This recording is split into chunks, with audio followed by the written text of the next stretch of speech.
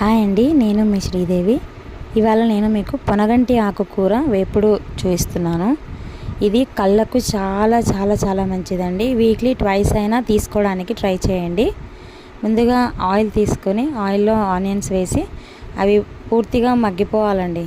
చాలా వరకు మగ్గిపోవాలి. మగ్గిన తర్వాత ఉప్పు పసుపు వేయాలి. ఉప్పు పసుపు వేసిన తర్వాత ఆకుకూర వేయాలి. ఆకుకూర వేసి మూత పెట్టేసేయాలండి, కలపకూడదు. ఆకుకూర ఆవిరికి కొద్దిగా బాగా మగ్గుతుంది. మగ్గిన తర్వాత కారము జీలకర్ర పొడి. ఆకుకూర పూర్తిగా మగ్గిపోయిన తర్వాతనే కారము జీలకర్ర పొడి వేయాలండి. ఎందుకంటే కారం ముందుగా వేస్తే ఆకుకూర మగ్గదు. ఇంకా జీలకర్ర పొడి దించే ముందు వేసుకున్నా కూడా ఓకే. పొనగంటి ఆకుకూర రెడీ.